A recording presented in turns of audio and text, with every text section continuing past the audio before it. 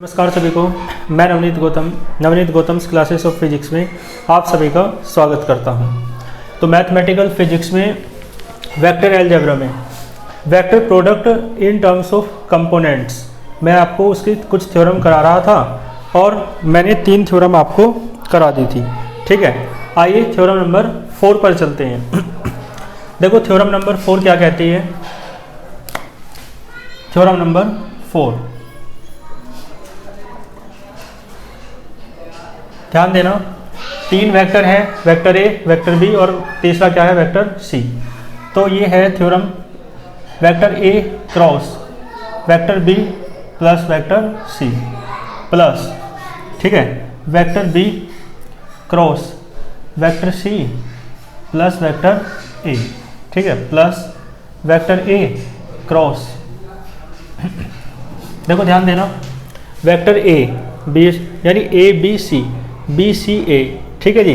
तो क्या आएगा, ध्यान देना, ए आया, बी आया, अब क्या आएगा, सी।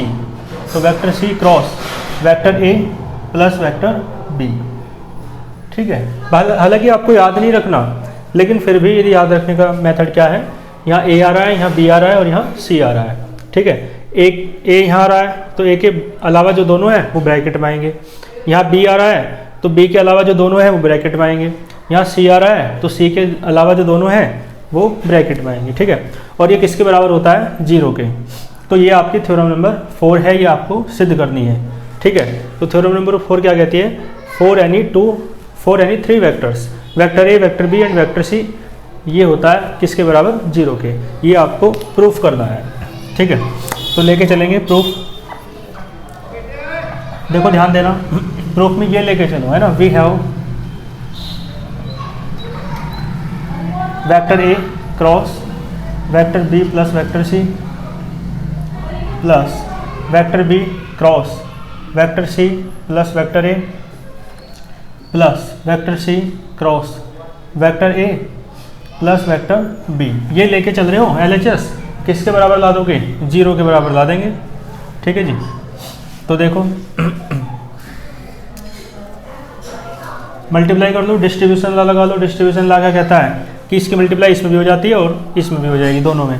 तो हो जाएगा वेक्टर ए, है ना, cross vector B plus vector A cross vector C plus vector B cross vector C plus vector B cross vector A plus vector C cross vector A plus vector C cross vector B, ठीक है जी। Vector A cross vector B ऐसे रखो, vector A cross vector C ऐसे रखो, vector B cross vector C ऐसे रखो, ठीक है। और ये ए क्रॉस बी है तो ये बी क्रॉस ए को भी आप ए क्रॉस बी बना दो। क्या हो जाता है, माइनस आ जाता है यदि पलटते हैं तो इसे लिख लो minus of vector A cross vector B. इसे भी पलट लो, इसके जैसा बना लो, vector A cross vector C, बीच में माइनस आ जाएगा शुरुआत में, और यहाँ भी माइनस आ जाएगा, vector B cross vector C, ठीक है जी। ठीक है, यहाँ पे डिस्ट्रीब्यूशन लॉ लगाया है तो साइड में लिख देना फ्रॉम डिस्ट्रीब्यूशन लॉ, वितरण नियम से। और यहाँ पर क्या कर रहे हैं, कम्यूटेटिव प्रॉपर्टी।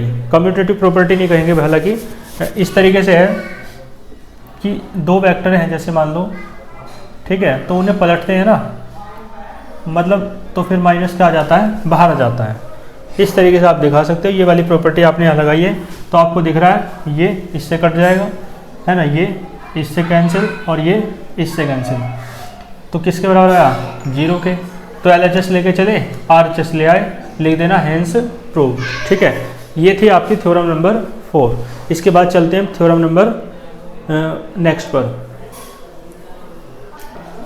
आइए इसके बाद चलते हैं थ्योरम नंबर 5 पर। देखो थ्योरम नंबर 5,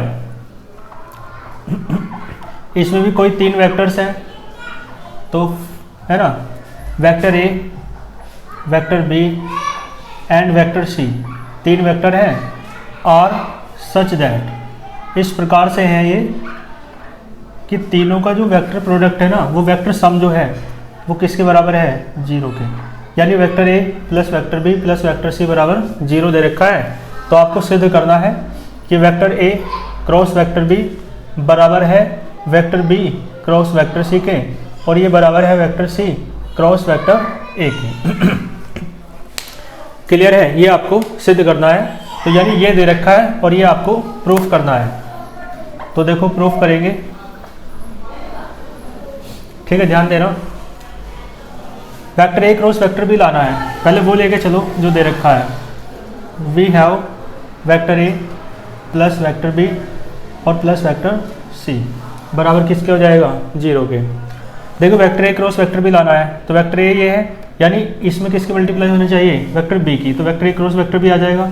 तो एक काम करो, और दूसरी तरफ वेक्टर बी में सी की मल्टीप्लाई होनी चाहिए, मतलब वेक्टर सी में वेक्टर बी की मल्टीप्लाई होनी चाहिए।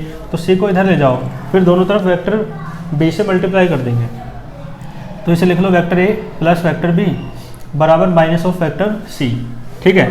और दोनों तरफ क्रॉस प्रोडक्ट कर दो, किससे? बी से। तो वेक्टर ए है ना, vector A plus vector B cross multiply करो वेक्टर बी से, ठीक है। इधर भी करो, माइनस सी में भी क्रॉस मल्टीप्लाई करें वेक्टर बी से। जो काम करते हैं दोनों तरफ करते हैं, तो चाहे लिखना चाहो लिख दो, है ना।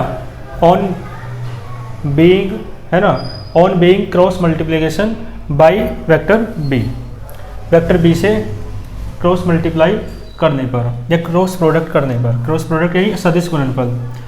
बी से क्यों क्या है? क्योंकि vector A cross vector B आ जाएगा, यही तो लाना है। और इधर वेक्टर सी क्रॉस वेक्टर भी आ रहा है, तो इसे तो पलट देंगे, vector B cross vector C आ जाएगा। तो जो हमें लाना है उसकी तरफ चल रहा है ना, तो इसलिए बी से कही डिस्ट्रीब्यूशन ला लगाओ, अंदर मल्टीप्लाई करो। Vector A cross vector B plus vector B cross vector B और बराबर इसे तो पलट दो क्या हो जाएगा? माइनस ऑफ, है ना, vector B cross vector C करेंगे तो माइनस माइनस कैसे हो जाएगा? प्लस, क्योंकि पहले से माइनस था। और बी क्रॉस बी के साथ क्या हो जाएगा? 0 हो जाएगा। क्यों? क्योंकि आपको पता है एक जैसे वेक्टर की प्रोडक्ट करते हैं तो कितना हो जाता है? 0। ये बात मैंने आपको शुरुआत में ही करा दी थी, क्रॉस प्रोडक्ट जब पढ़ाई थी। तो ये हो जाएगा vector A cross vector B, ये किसके बराबर आया? Vector B cross vector C के। क्लियर है? देखो यहाँ तक प्रूफ हो गया है। अब है ना, ये तो प्रूफ कर दिया, वेक्टर बी क्रॉस सी इसके बराबर तो ला दिया, वेक्टर बी क्रॉस सी को इसके बराबर और ले आओ। तो एक काम करो, थोड़ा सा और आगे कर देंगे, दोबारा उठाओ ये। If vector A plus vector B plus vector C बराबर किसके है? 0। अब क्या देखो, vector B cross vector C, ठीक है जी, और vector C cross vector A. तो इसका मतलब है इस वेक्टर ए है ना उधर, तो इस वेक्टर ए को उधर ले जाओ वेक्टर ए तभी तो बनेगा। और फिर वेक्टर सी से दोनों तरफ मल्टीप्लाई कर देंगे। देखो कैसे, vector B plus vector C बराबर क्या है? माइनस ऑफ वेक्टर ए हो जाएगा। अब आपको समझ में आ रहा है, वेक्टर बी क्रॉस सी लाना है, तो इस तरफ और इस तरफ दोनों तरफ वेक्टर सी से मल्टीप्लाई कर दो, क्योंकि इधर मल्टीप्लाई वेक्टर सी से करेंगे तो vector B cross vector C आ जाएगा, और इधर करेंगे तो vector A cross vector C आ जाएगा, है ना, समझ रहे हो। तो दोनों तरफ वेक्टर सी से क्रॉस मल्टीप्लाई करने पर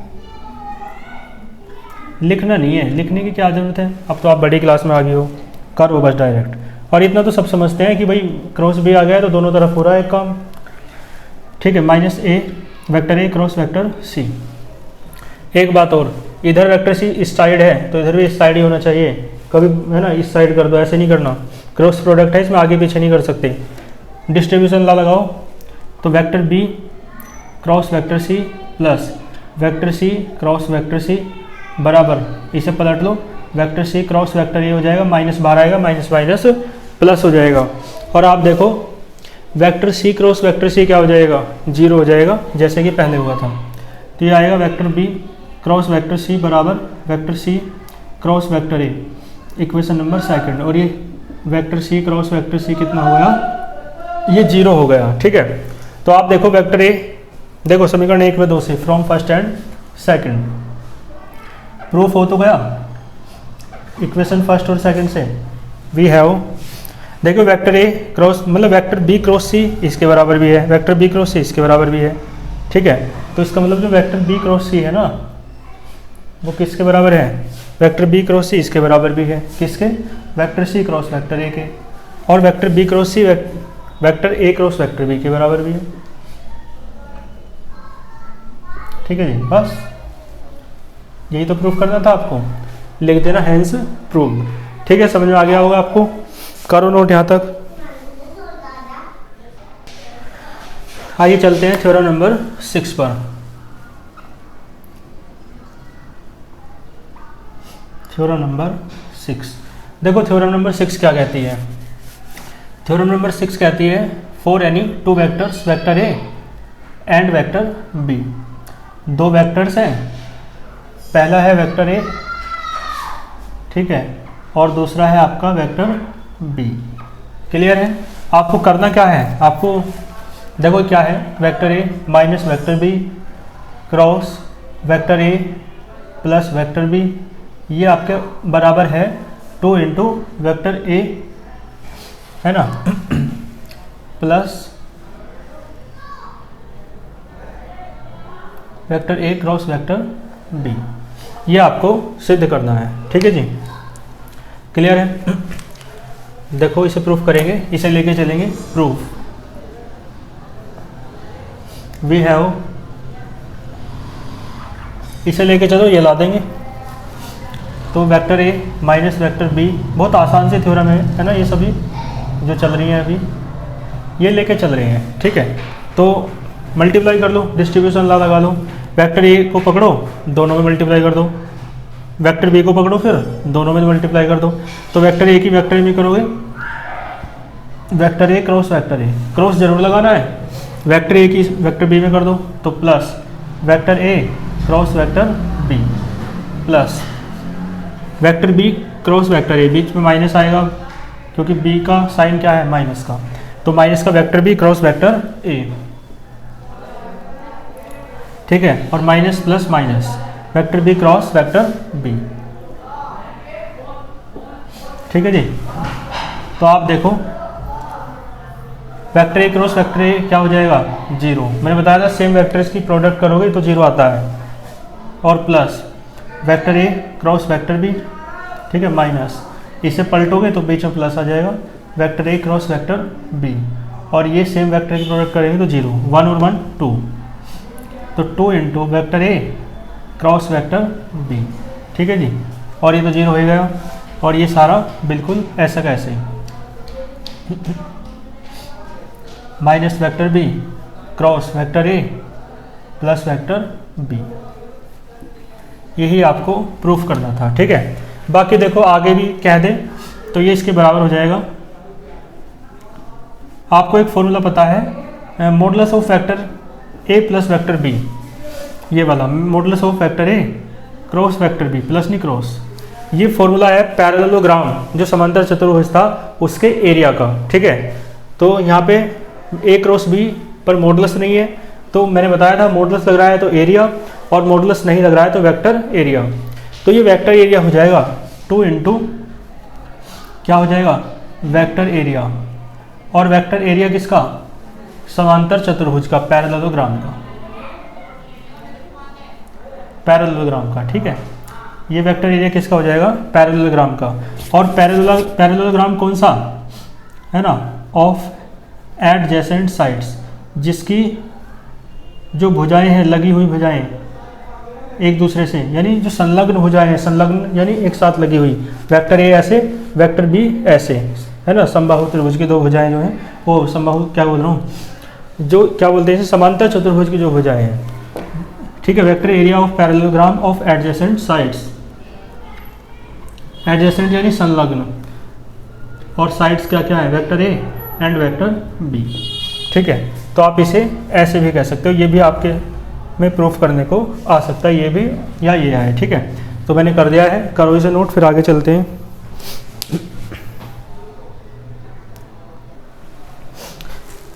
आइए इसके बाद चलते हैं थ्योरम नंबर 7 पर, ठीक है। थ्योरम नंबर 7, ठीक है। थ्योरम नंबर 7 देखो क्या कहती है, 3 वेक्टर्स हैं आपके पास, 3 पॉइंट्स हैं, बल्कि 3 पॉइंट्स, 3 बिंदु हैं, ठीक है। 3 पॉइंट्स, पहला है ए, दूसरा है बी, और तीसरा है सी। तो 3 पॉइंट्स ए बी एंड सी, और विद पोजीशन वेक्टर, इनकी पोजीशन वेक्टर्स दे रखे हैं, विद पोजीशन वेक्टर्स,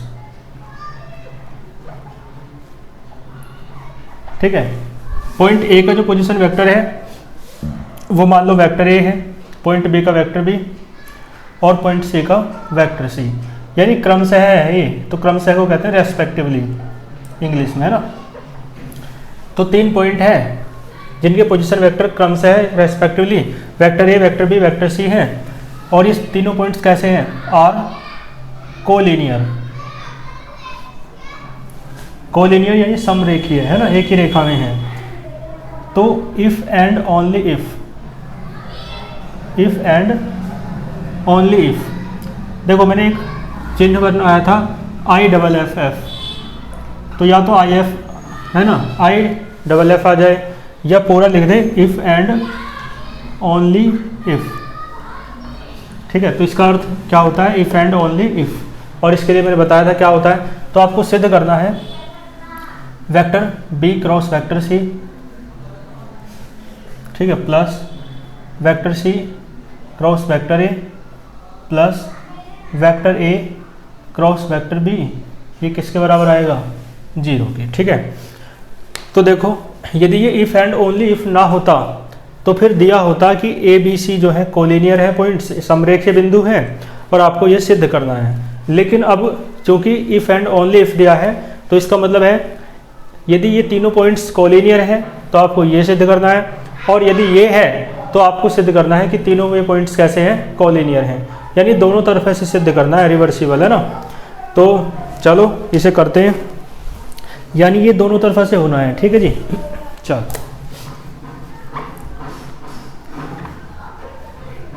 देखो पहले लेके चलो तीनों पॉइंट्स कैसे हैं, कोलिनियर हैं। तो कोलिनियर देखो 3 पॉइंट्स होंगे, पहले मैं थोड़ा सा बता दूं आपको। ये पॉइंट ए है, ये पॉइंट मान लो बी है, और ये पॉइंट्स क्या है, सी। तीनों एक ही रेखा में है, समरेखीय है, कोलिनियर है। तो इसका मतलब है ये जो है ए बी, ये क्या है, वेक्टर ए बी, और ये क्या है, vector B C. Vector A B और वेक्टर बी सी, ये दोनों एक ही दिशा में है या नहीं, कोलिनियर है या नहीं, ठीक है। कोलिनियर और पैरेलल मैंने बताया था एक ही बात है, ठीक है। कोलिनियर और पैरेलल लगभग एक ही बात होती है, क्योंकि कोलिनियर भी वही, कोलिनियर के अंतर्गत वे आ जाते हैं जो या तो एक दूसरे के कैसे हो, पैरेलल हो, या एक ही रेखा में हो, ठीक है। तो कोलिनियर पैरेलल ले सकते हैं एक ही जैसा। तो ये दोनों कैसे हैं, मतलब ए बी सी कोलिनियर है, तो वेक्टर ए बी और वेक्टर बी सी जो ये भी कैसे होंगे, कोलिनियर यानी कि पैरेलल, ठीक है। तो इसका मतलब है मैं ये कहना चाह रहा हूँ कि A B and C are collinear. तो इसका मतलब क्या हुआ, आप कह सकते हो vector A B and vector B C, है ना, ये भी कैसे होंगे, दोनों कोलिनियर होंगे यानी कि पैरेलल होंगे, ठीक है जी। समांतर, समांतर का अर्थ यही थोड़ी ना होता है कि ऐसे हो, समांतर का अर्थ ऐसे भी होता है पैरेलल का। क्यों, क्योंकि समांतर किन्हें कहते हैं, जिनके बीच की डिस्टेंस हर जगह कैसी हो, सेम। और इसमें भी देख लो बीच की डिस्टेंस हर जगह सेम है, 0, दो रेखाओं के बीच, है ना, क्योंकि एक ही सीध में है, तो दो रेखाओं के, दो लाइंस के बीच डिस्टेंस यहाँ कितनी है, 0। तो एक ही लाइन में ऐसे होना भी पैरेलल होना है, ठीक है, और कोलिनियर होना भी है। कोलिनियर यानी समरेखीय और पैरेलल यानी समांतर, ठीक है। तो इसका मतलब ये दोनों समांतर हैं, पैरेलल हैं। और मैंने आपको बता रखा है यदि कोई दो वेक्टर्स पैरेलल हो जाएं तो जो उनकी क्रॉस प्रोडक्ट है वो कैसी हो जाती है, 0। इसका मतलब है vector A B cross vector B C कितना होगा, 0, क्योंकि दोनों कैसे हैं, पैरेलल। तो इनकी वैल्यू पता होनी चाहिए वेक्टर ए बी और वेक्टर बी सी की। तो निकाल लो। देखो आपको पोजीशन वेक्टर दे रखे हैं, वेक्टर ए पॉइंट का, पॉइंट ए का जो पोजीशन वेक्टर है उसे आप वेक्टर ओ ए कहोगे, यानी वेक्टर ए के बराबर होगा, ठीक है। पॉइंट बी का जो पोजीशन वेक्टर है उसे आप वेक्टर ओ बी कहोगे, जो कि स्मॉल वेक्टर बी के बराबर है। और पॉइंट सी का पोजीशन वेक्टर ओ सी है, जो वेक्टर स्मॉल सी के बराबर है, ठीक है।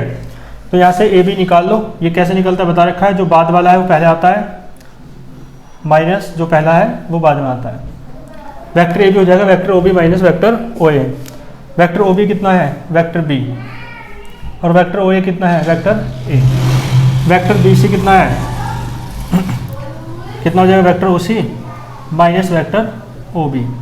वेक्टर ओ सी कितना है, वेक्टर सी, और वेक्टर ओ बी कितना है, वेक्टर बी, ठीक है जी, बस दोनों की वैल्यू रख दो यहाँ पे। ये हो जाएगा vector B minus vector C cross vector C minus vector B, और बराबर किसका आया 0 के। आपको सिद्ध करके लाना है वो, है ना, जो कि आपको दिख रहा है ये वाला। तो एक काम करो, प्रोडक्ट वो लगा दो इसमें, डिस्ट्रीब्यूशन ला, इसकी मल्टीप्लाई इसमें कर दो, इस सारे की और इसमें कर दो, या फिर डायरेक्ट कर दो, है ना, डायरेक्ट कर लो, है ना। बी को पकड़ो, दोनों में कर दो मल्टीप्लाई। तो देखो vector B cross vector C हो जाएगा, vector B cross vector B minus में, ठीक है जी। वेक्टर सी को पकड़ो, इधर कर दो मल्टीप्लाई, तो minus vector C cross vector C और माइनस माइनस प्लस, ठीक है जी। तो vector C cross vector B आएगा और बराबर में क्या आएगा 0, ठीक है जी।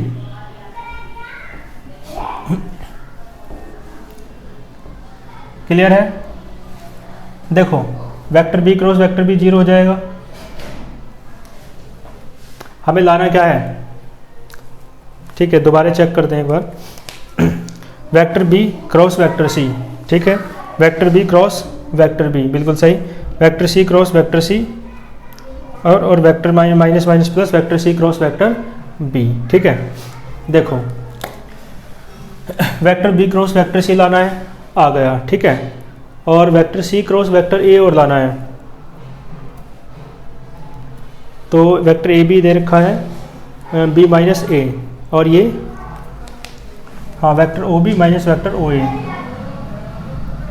ठीक है सब। हाँ यहाँ गलत हुआ है, मैं ये तो कह रहा हूँ, यहाँ आएगा वेक्टर ए, ठीक है जी। अब ठीक है, समझ में आया आपको। अब तो हो जाएगा। देखो वेक्टर बी की वेक्टर सी में करोगे vector B cross vector C, vector B की वेक्टर बी में करोगे वेक्टर क्रॉस, है ना, माइनस ए की वेक्टर सी में, तो हो जाएगा minus A cross vector C और minus vector A cross vector B, ठीक है। पहले गलत हो रहा था, क्लियर है। ये हमने ठीक निकाल रखा है, लेकिन यहाँ पे हमने गलत लिख दिया था। चले आगे। अब देखो हमें लाना ये है, तो vector B cross vector C तो आ रहा है, vector C cross vector A आ जाएगा पलट के, और vector A cross vector B भी आ रहा है, और बी क्रॉस बी क्या हो जाएगा 0। तो ये हो जाएगा vector B cross vector C, ये तो 0 हो गया, छोड़ दो, या चलो एक लाइन लिख लो, और इसे पलटोगे तो vector C cross vector A हो जाएगा, और इसे ऐसे रहने दो, ठीक है जी। लिख लो बस इसे थोड़ा ढंग से। क्या आया, vector B cross vector C plus vector C cross vector A plus vector A cross vector B बराबर 0। यही आपको सिद्ध करना था, और मैंने बताया आपको कि दोनों तरफा से करना है, ठीक है।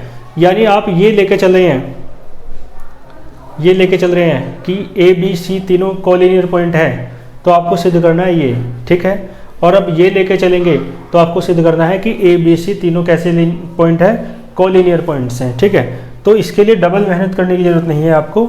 एक काम करो, है ना, ये तीर के निशान ऐसे कर लो, इसका मतलब सब पहले ये करना है, फिर इसके बाद ये लाइन, फिर इसके बाद ये लाइन, है ना, फिर इसके बाद ये लाइन, फिर इसके बाद ये लाइन, और फिर इसके बाद ये आ जाएगा, बस, ठीक है। तीर के निशान पलट देना, बस ऐसे ही लिख देना है, और ये दोनों तरफ से हो गया, ठीक है। पहले ऊपर से नीचे को हो रहा है, और फिर नीचे से ऊपर को हो रहा है, यहाँ तक, ठीक है। तो हमने दोनों तरफ से सिद्ध करना था, तीर के निशान हमने पलट दिए तो दोनों तरफ से सिद्ध हो गया, ठीक है। करो इसे, ये थ्योरम आपकी कंप्लीट हुई। आइए इसके बाद चलते हैं थ्योरम नंबर 8 पर, ठीक है। थ्योरम नंबर 8, देखो थ्योरम नंबर 8 क्या कहती है। देखो ध्यान देना, यदि vector A dot vector B किसके बराबर है 0 के, और vector A cross vector B ये भी किसके बराबर है 0 के, तो इसका मतलब ये होगा कि या तो वेक्टर ए 0 है या वेक्टर बी 0 है, ठीक है भाई। दोनों डॉट वेक्टर ए और वेक्टर बी की डॉट प्रोडक्ट भी 0, क्रॉस प्रोडक्ट भी 0, तो इससे ये अर्थ निकलेगा कि या तो कोई सा एक इनमें से क्या है 0 है, या तो वेक्टर ए 0 के बराबर हो या वेक्टर बी 0 के बराबर हो, ठीक है। तो देखो करते हैं इसके प्रूफ को। ये चीज़ें आपको याद भी रखनी है ना, क्योंकि आपको क्वेश्चंस में यूज होंगी, है ना, यूज होती है। प्रूफ, ध्यान दो, vector A dot vector B कितना है, 0 है, ठीक है। और साथ में क्या है, vector A cross vector B किसके बराबर है, 0 के। तो देखो vector A dot vector B 0 होता है, तो आपको पता है इसके 3 मतलब होते हैं। एक मतलब तो है कि या तो वेक्टर ए 0 रहा होगा, या का मतलब और, या वेक्टर बी 0 रहा होगा, या मैंने बता रखा है कोई भी दो वेक्टर परपेंडिकुलर होते हैं तो उनकी डॉट प्रोडक्ट क्या होती है, 0। इसका मतलब है वेक्टर ए और वेक्टर बी कैसे रहे होंगे, परपेंडिकुलर, ठीक है। डॉट प्रोडक्ट 0 होने की 3 मतलब है।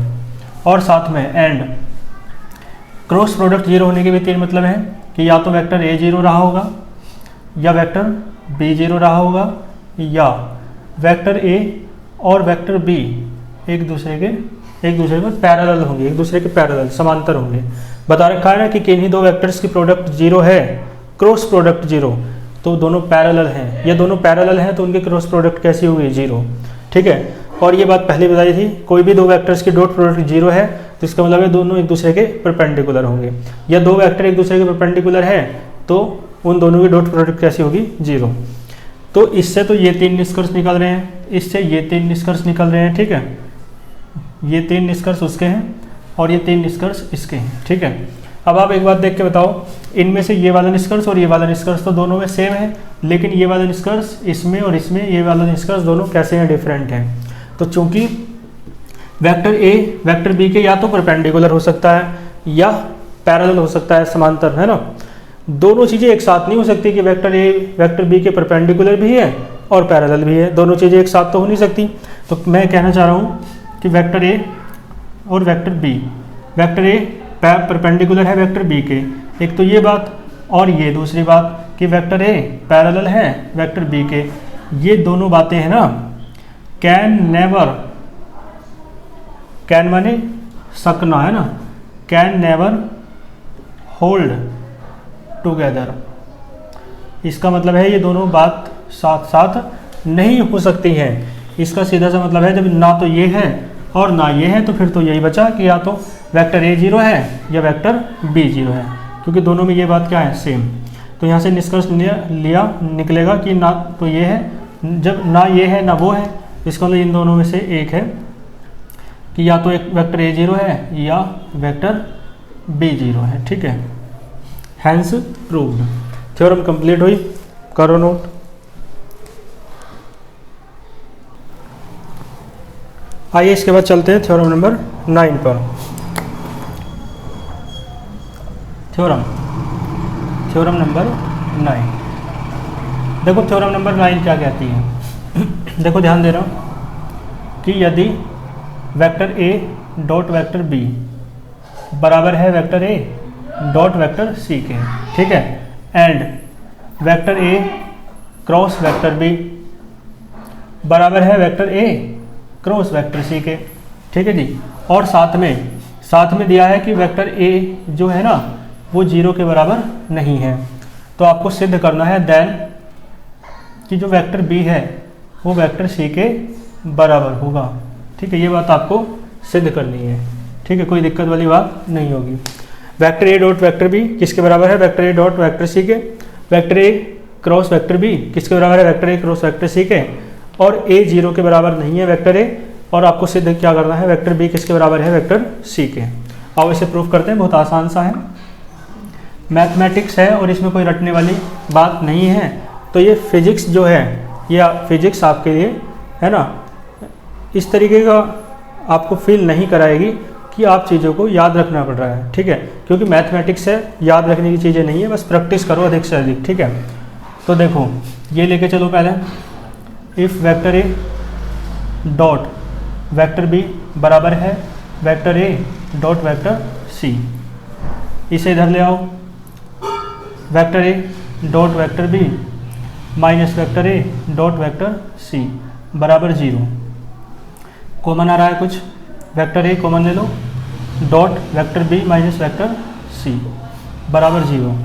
ये एक वेक्टर है, ये एक वेक्टर है, कोई दो वेक्टर 0 के बराबर होते हैं, मतलब किन्हीं दो वेक्टर्स की डॉट प्रोडक्ट 0 होती है, तो उसका अर्थ ये है कि या तो ये एक वेक्टर 0 है, ये वेक्टर 0 है, या ये वेक्टर 0 है, या ये दोनों एक दूसरे के परपेंडिकुलर हैं। लेकिन उसने कहा है कि वेक्टर ए तो 0 नहीं है, तो इसका मतलब ये हुआ कि या तो vector B minus vector C किसके बराबर है, 0 के, या वेक्टर ए और वेक्टर बी माइनस सी आपस में क्या है, परपेंडिकुलर है। दो ही तो निष्कर्ष निकलेंगे, 3 निकलते हैं, लेकिन एक निष्कर्ष उसने खत्म कर दिया कि वेक्टर ए बराबर 0 नहीं है। ठीक है, यहाँ तक समझ में आया। और देखो साथ में, चलो इधर कर देता हूँ, आप पहले इधर का नोट करना फिर इधर का, या देख लेना सब बाजू बाजू कर लेना जगह हो तो। अब ये लेके चलो, vector A cross vector B बराबर है vector A cross vector C के, इसे इधर ले आओ, vector A cross vector B minus vector A cross vector C और बराबर किसके है, 0 की। तो देखो कॉमन आ रहा है कुछ, वेक्टर ए कॉमन ले लो, क्रॉस लगेगा vector B minus vector C बराबर 0। ठीक है, किन्हीं दो वेक्टर्स की क्रॉस प्रोडक्ट 0 होती है, तो 3 निष्कर्ष निकलते हैं कि या तो ये वेक्टर 0 है, या ये वेक्टर 0 है, या दोनों एक दूसरे के पैरेलल हैं। बार बार बातें रिपीट हो रही हैं। ठीक है, तो ये वेक्टर तो 0 नहीं है, पहले ही बता दिया, इसका मतलब है या तो ये वेक्टर 0 है, या ये दोनों एक दूसरे के कैसे हैं, पैरेलल हैं, समांतर। ठीक है, क्लियर है। अब आप देखो ये बात जो है दोनों में कैसी है, सेम है। चलो एक एक लाइन और बढ़ा लो इनमें, सी को इधर ले जाओ, वेक्टर बी बराबर वेक्टर सी, और vector A is perpendicular to vector B minus vector C, इसमें भी एक लाइन बढ़ा लो, वेक्टर बी बराबर वेक्टर सी, और vector A is parallel to vector B minus vector C. ठीक है जी, बात क्लियर है। ठीक है, चलो तो अब आप एक बार देख के बताओ, ये प्रॉपर्टी तो दोनों में कैसी है, सेम है, लेकिन ये प्रॉपर्टी कह रही है कि vector A vector B minus C के परपेंडिकुलर है, ये कह रही है vector A vector B minus C के पैरेलल है। अभी मैंने पिछली प्रॉपर्टी में बताया कि परपेंडिकुलर भी हो पैरेलल भी हो, ये दो बातें एक ही डेरिवेशन में एक ही स्थिति में एक साथ नहीं हो सकती। ठीक है, तो कहने का मतलब है बिकॉज चूंकि वेक्टर ए है ना परपेंडिकुलर है vector B minus vector C के, एक तो ये, और दूसरा वेक्टर ए पैरेलल है vector B minus vector C के, एक ये है ना, कैन नेवर होल्ड एच, वो कैन नेवर होल्ड टुगेदर, साथ साथ नहीं होगा, ऐसा साथ साथ नहीं हो सकता। इसका मतलब है ना तो ये है ना वो है, बस ये वाला है जो दोनों में कॉमन है, दोनों में सेम है मतलब। ठीक है, और यही तो सिद्ध करना था। ठीक है ना, समझ में आई थ्योरम, अच्छा लग रहा है, बताया करो, है ना, यहाँ तक करो नोट। ये थ्योरम थी आपकी थ्योरम नंबर 9। आइए इसके बाद चलते हैं थ्योरम नंबर 10 पर। Theorem number 10। ठीक है, देखो ये थ्योरम क्या कहती है, थ्योरम नंबर देखो ये क्या कह रही है, if vector A cross vector B, ये दे रखा है vector C cross vector D के। ठीक है, और साथ में दे रखा है vector A cross vector C बराबर है vector B cross vector D, ये दे रखा है। ठीक है, तो आपसे सिद्ध करवा रहा है देन कि vector A minus vector D, ये जो है ना ये भुजा ये पैरेलल है, is parallel to vector B minus vector C पर, ये भुजा इस भुजा पर पैरेलल है, समांतर है, और ये दोनों आपको दे रखे हैं। और साथ में ये भी दे रखा है वेयर कि जो वेक्टर ए है, मतलब जो ए है वो सी के बराबर नहीं है, वो ए जो है ना वो डी के बराबर नहीं है, और जो बी है वो सी के बराबर नहीं है। वेक्टर ए लग रहा है वहाँ पे, तो इसका मतलब है वो ये परिमाण दे रखा है, तो इनका जो परिमाण है वो दोनों, ए का परिमाण मैग्नीट्यूड डी के मैग्नीट्यूड के बराबर नहीं है, और बी का और सी का भी मैग्नीट्यूड बराबर नहीं है। क्योंकि मैग्नीट्यूड बराबर हो जाएंगे ना तो फिर तो कट के 0 आएगा, और फिर क्योंकि है ना जीरो आएगा कट के, क्योंकि बीच में माइनस है और मैग्नीट्यूड सेम हो जाएगा तो जीरो आ जाएगा कट के। लेकिन ऐसा नहीं है, ऐसा ना हो, इसी कारण से इनके जो मैग्नीट्यूड है वो कैसे दे रखे हैं, माइनस के दे रखे हैं। ठीक है,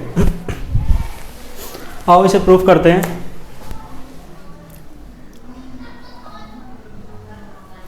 देखो ये ले लो, लिख लो पहले vector A cross vector B बराबर है vector C cross vector D, equation first. और दूसरी है vector A cross vector C बराबर है vector B cross vector D, equation second. आपको लाना है vector A minus vector D.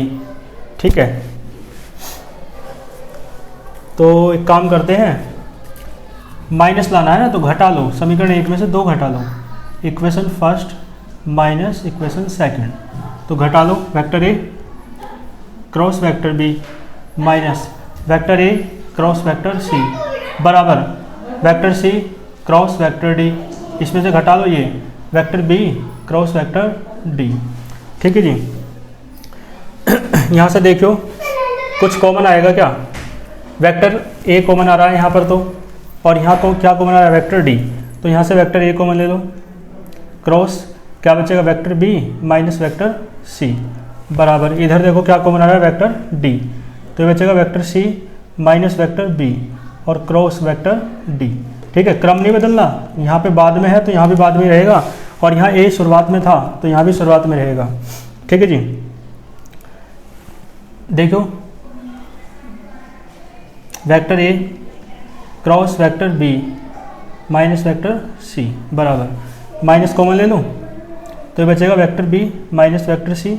अरे जो माइनस का था वो प्लस का हुआ, जो प्लस का था वो माइनस का हुआ, और ये ऐसा का ऐसे ही रहा।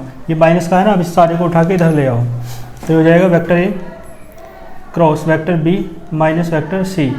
इसे इधर लाएंगे तो ये माइनस प्लस हो जाएगा, वेक्टर बी बीच में क्या है minus, vector C cross vector D और बराबर किसके है, जीरो। देखो ये कॉमन आ जाएगा, लेकिन कॉमन अभी नहीं आएगा, ये भाई यहाँ पे बाद में है ना vector B minus vector C, तो यहाँ पर भी ये बाद में होना चाहिए, तो इसे पलट लो। तो ये बचेगा vector A cross vector B minus vector C, और पलटोगे तो बीच में माइनस, तो ये जाएगा vector D cross vector B minus vector C बराबर जीरो। ठीक है जी, अब ये बाद में है, ये भी बाद में है, तो कॉमन उठा लो तो कॉमन आ जाएगा, कॉमन भी उठाओगे तो भी बाद में लिखा जाएगा।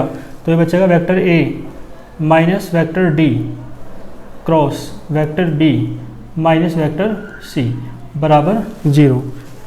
ठीक है, कॉमन भी उठाया है ना, तो कॉमन लेने के बाद भी आप पता है कहाँ लिख रहे हैं, बाद में लिख रहे हैं, बाद में था ना, बाद में था ना, अब भी बाद में है। ठीक है, और किन्हीं दो वेक्टर्स की cross multiply cross product zero आ रही है, तो इसका मतलब है या तो ये जीरो है या ये जीरो है, या दोनों एक दूसरे के पैरेलल हैं। अब ये जीरो तो हो नहीं सकता क्योंकि ए डी के बराबर नहीं है, उसने पहले ही कह दिया। जब ए डी के बराबर नहीं होगा तो vector A minus vector D zero होने का ही नहीं। ठीक है, vector B minus vector C zero नहीं होगा क्योंकि बी सी के बराबर नहीं है। ठीक है, इसका सीधा सा मतलब है, सिर्फ एक ही निष्कर्ष निकलेगा कि वेक्टर ए माइनस डी जो है वो पैरेलल है vector B minus vector C के। ठीक है जी, यही निष्कर्ष निकलेगा। तो एक लाइन और लिखना चाहो लिख सकते हो कि यहाँ से निष्कर्ष ये निकल रहा है कि vector A minus vector D या तो जीरो के बराबर हो जाए, है ना, या vector B minus vector C बराबर ये जीरो के बराबर हो जाए। ठीक है जी, या vector A minus vector D जो है वो पैरेलल हो जाए vector B minus vector C के। तीन निष्कर्ष हैं। ठीक है जी, अब चूंकि ये दे रखा है बिकॉज ए बराबर नहीं है डी के, बी बराबर नहीं है सी के, तो इसका मतलब ये दोनों नहीं होंगे, सिर्फ ये बच जाएगा एक निष्कर्ष। और ये क्या है, vector A minus vector D कैसा है, पैरेलल है vector B minus vector C. ठीक है जी, और यही आपको प्रूफ करना था, इसमें कोई भी दिक्कत आपको नहीं होगी। ठीक है, तो 10 तक मैंने थ्योरम करा दी है। आज के लेक्चर में इतना ही रखते हैं, फिर नेक्स्ट लेक्चर में नेक्स्ट थ्योरम और कुछ एग्जाम्पल जो बचे हुए हैं वो कराएंगे। अच्छे से यहाँ तक तैयार कर लेना। मिलते हैं नेक्स्ट लेक्चर में। All the very best.